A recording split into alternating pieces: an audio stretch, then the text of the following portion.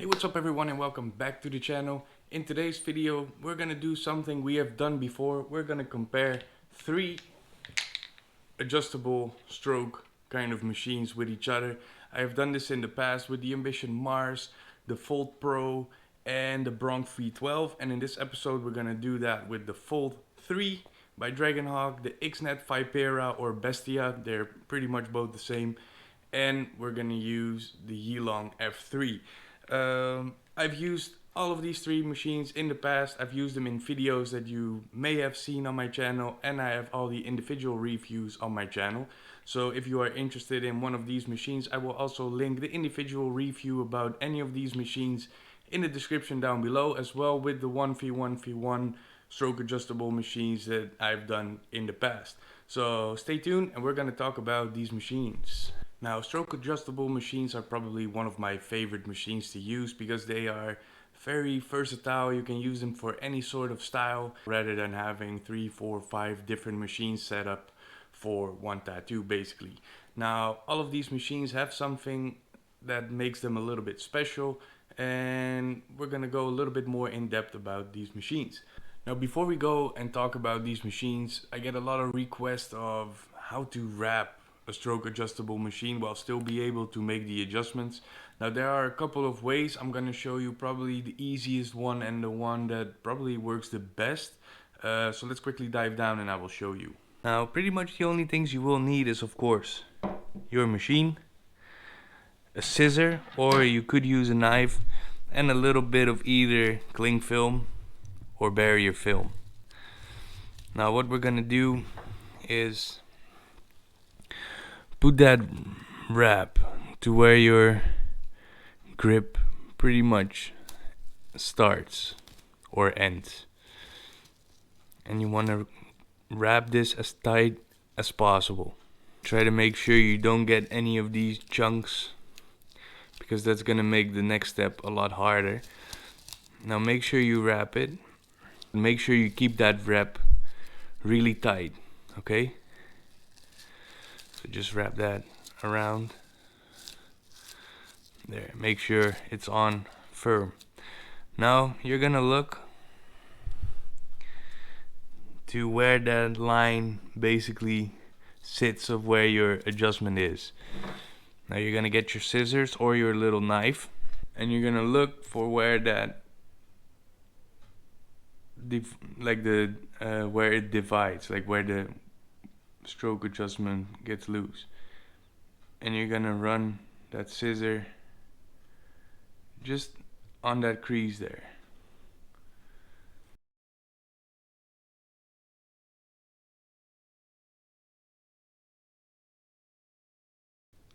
And then when you're all the way around, your machine is wrapped, and you can still adjust it like so.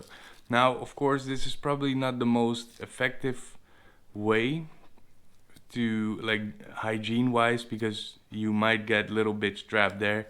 So for us, like with our health regulations, this is okay. Also with the grip tape, I can just wrap that around here.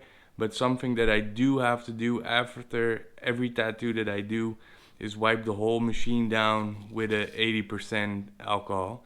So that is something that the healthcare here always needs us to do. Before you do your tattoo, you have to wipe the outside of your machine with alcohol, cover it, do your thing, and when you're done, you have to wipe down the machine again. So that's something you have to keep in mind. What you can do as well is use either a pen cover or use a clipcord sleeve that is a little bit more loose, and then you will just tape it pretty much on the bottom. It's going to be a little bit harder to adjust the strokes, but it is still possible.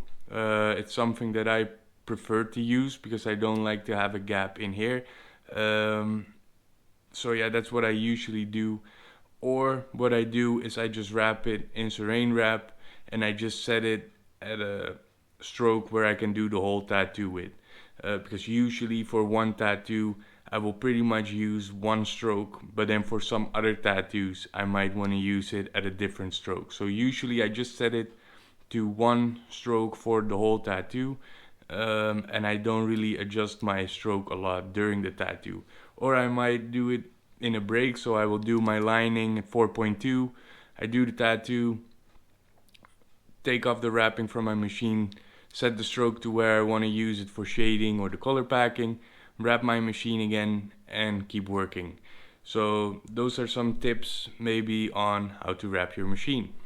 Now, even though I really love the Yilong F3, it has a super long battery life. It also comes with two batteries that you can click on and off. I did have a minor issue with the battery. One of the batteries made a really good connection and the other one didn't connect, so my machine wasn't running when I had that on. Now I solved that problem by taking off the rubber band, which make the connection a little bit better, but it's not on there very strong because it has a magnetic way to connect, and I feel like this is turning around. So especially if you want to do adjustments on your machine, sometimes you're just turning your battery around without adjusting anything on the stroke. Now what I do think is a really cool feature is that it does go to 4.5 millimeter stroke, and it's gonna go all the way down to 2.3. So the range of that stroke adjustment is a little bit broader than what it is on the other machines. Uh, the only problem that I have found with this machine after using it for a little bit of a longer time is that these stroke adjustments are probably not the most accurate. If I use it at a 3.2 millimeter stroke, my shading is still not as soft as I want it to be. Even if I go all the way down to 2.3, I am still not really achieving the result that I want. Now this is something that could be with me, and you might not have that problem, but I feel like this machine is more of a bolder kind of, for bolder kind of work, because I still use it. If I have to do a traditional piece, I will go to this machine because it has that higher stroke length. So if I want to do really bold lining and really solid color packing, it's nice to have that 4.5 and 4.2 millimeter stroke, so you just have a little bit more power in your machine. But that being said, this machine is pretty strong and will not handle your fine line work the way I want it to work. Of course, it is doable and it is manageable, but there's a pretty big gap between 3.8 and what is the other one, 2.7. So there's like it has a lot of long strokes, so it has 4.5, 4.2, 3.8. They're pretty close together. It's gonna go to 3.2. So like there's like about 0.7 millimeters of change in between that, but I feel like it is staying a little bit more at that longer stroke, in my opinion, because even at the low stroke, it's not as soft as I want it to be. It stays pretty strong. Now I think I had that same problem with the Mars U. It is really nice color packer, really nice bold liner, but then if you have to do soft shading or fine lines, it's not as soft as you want it to be. But that is probably something with my hand or my working speed or my hand pressure that I might have to do different. So yeah, all in all, it's a really good machine. For me, it's not my favorite one. And of course, we got the Xnet Vipera, the giant, the powerhouse. This thing is huge. If you compare it to the other ones, it's a fair bit taller and it's a lot bigger as well. It's a really fat machine. Now I have to say that the size is actually something that I really like on this machine, because usually I put a ton of grip tape around my grip, or sometimes I put some paper towel underneath to have that big grip.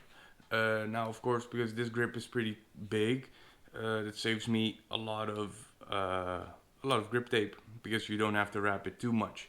Now I have done some work with this, and there are things that I really like. I really like to use it for fine line, because this machine is a little bit heavier. Or sorry, not fine line, for line work in general. Because this machine is a little bit heavier, it's very stable. It's the stability on this machine, because I'm still used to working with my Den Cubin or with a coil machine, so I like to have a little bit of weight for my line work because it just makes, yeah, it helps me with pulling a straighter line and staying more consistent throughout my line work. Now, of course, if you're not used to that, this is something that would not work for you because it's going to be heavy. You're going to need a lot of strength in your hand, and it's not going to be very comfortable. And that's why we are all different. So I actually like the weight on this machine, but I know a lot of you probably don't like it. Now, another cool feature that's on this machine is that it shows the frequency of your motor when you're running it. I don't know if you can see it. Because yeah, they did have that feature in a lot of power supplies as well, and now they brought it on this machine, which I think is a pretty cool feature. Now, one thing I didn't really like on this machine is when you adjust your grip, you really have to hold on to your stroke adjustments because they are gonna go all over the place when you adjust it. I think it's because the grip is a little bit stiffer than the stroke adjustments. So when you're moving your grip, it might accidentally change the stroke length on you. But I have to say the 4.2 and the 3.9 are really good lining strokes on this machine. With the fine line, I used it at 3.6, but I have to say I've used this at the convention, I think, and I did a tattoo with it. I did some fine lines and some dot work, and when I saw it healed, I wasn't too happy about it, so I made my client come back to the shop and basically touched up the tattoo. Now it looks good, but it's obviously not something that you want. You don't want your clients to come back for a touch-up. You want them to come back because they're happy and they want to get a new tattoo, right? So yeah, I'm not sure if that's maybe because of the conditions at the convention, you work with, not the best lighting, not the best chairs that you would have when you are working in the shop, or maybe it was something with this machine. Uh, I don't know. I haven't really used this one a lot. After that, I've done some work with it, which you're probably going to be seeing on the channel very soon because I've done like a blackout kind of work with this machine where it worked really nice for. But yeah, fine line and soft shading, I'm not so sure about it. The Dragonhawk F3 is this machine right here. It has an adjustable stroke from 4.2 all the way down to 2.4. It has two batteries. When you order them with two batteries, they screw off like this, and you can screw them on. The battery life is about 4 to 6 hours, depending of course on the voltage that you use. This machine so far is my favorite one to use. Now why? It has a really nice way to adjust your grip without changing too much on the stroke adjustments. But probably my favorite part is you got the button right here. You can turn it on, and then you have that little M, which makes you change modes. So you can set a shading and aligning voltage, what is nice for you, and you can easily switch between these modes without having to adjust the voltage all the time. It's just a minor thing, but it's something that I really like to use, especially if you do a lot of work with your liner and you have to do some lines and you want to shade just a little bit with your liner. You can just change your voltage with one click, which I think is really a cool feature. Also, I know I've mentioned a lot, like I hope they're gonna bring machines out that go beyond the 4.0 millimeter stroke. And on this machine I found that I don't really have to go past the 3.9 pretty much. I probably only use the 4.2 millimeter stroke when I have to do like 11 round liner or bigger, which I rarely use. I rather use a 7 or sometimes a 9 round liner, but I do use 11 round liners from time to time, and that's when I sometimes, for certain people's skin, I will go to the 4.2 millimeter stroke. Another really cool thing I like about this machine is that the stroke adjustments are really accurate and you can really feel that it changes something. Now at the 3.6 I would preferably like to do my fine line, and shading I sometimes go a little bit lower on that stroke adjustment. I go to 3.3 or sometimes 3.6 because it gives me that really nice soft shading effect, or if I have to do color blending of course. Also, yeah, it does work really nice with fine lines at the 3.6. and I could also go to the 3.9 depending of course on the person's skin. So yes, this is my favorite one, but it might not be yours, because the other ones I also really enjoyed working with.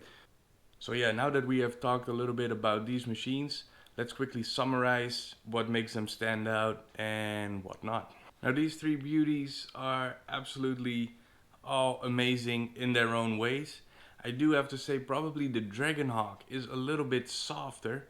That's why it works a little bit nicer with fine lines, some shading, your medium kind of line work, and also with color packing, because I can get away with a little bit of a softer machine when I do color packing, because I don't really use huge needles. I usually don't really go beyond the 22 Magnum.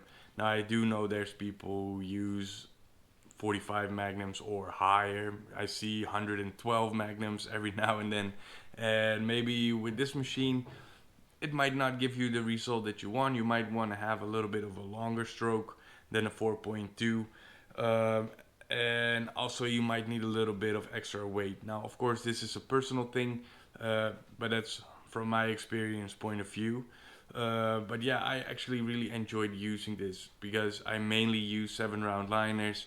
Sometimes I go a little bit bigger, up to a 9 or 11 round liner. I can get away with this machine, and also the shading. It can go really soft and it can do really nice color packing. So all in all, this is my favorite one, and then especially with the mode button where I can change from a lighting to a shading mode, or a bold liner and a little bit of a finer line, with just one click at a button. So that's what I really enjoy about this machine. That's why it's probably my favorite, but it's my personal thing, of course. But yeah, all in all, I really enjoy working with this machine, and I work with this machine pretty much every single day now. The biggest one out of the bunch is the Xnet. Of course, it's very nice and steady when you do line work. I just wasn't too impressed when I saw the yield results that I done with this machine for fine line. Now, I was really happy with what it did with packing black and packing color. So that's something really cool. I really like the feature that it has the frequency showing in the bottom of your screen, and also the battery life on this machine is absolutely amazing. It lasts me pretty much for the whole convention without charging. Now this has a little click, like a ball joint kind of connection, and because this is pretty deep, like in here, the battery clicks in there really good, and it's not gonna go anywhere. You might adjust your stroke and your grip simultaneously, which you don't really want. But yeah, as long as you keep that in mind, it's not the biggest problem. And we have the Yilong F3, which I really enjoyed working with for a long amount of time because it has that really long stroke. But now, for some reason, I am not really using the super high stroke on my machine anymore, because I think it might have to do with I got a little bit more used to these pen style machines, and I think for a lot of people who come from coil or Dan Cuban style machines, you find these machines very weak, which is true, but it's also because you have to put a little bit more. It's also because you have to put a little bit more pressure when you're tattooing with a machine like this. So yeah, all in all, the Dragonhawk F3 is probably my favorite. It's also probably one of the cheapest out of these bunch. Now, of course, I will link all the links to the stores of these machines in the description down below. I do have some coupon codes for 2 of these machines, for the Dragonhawk and the Yilong F3.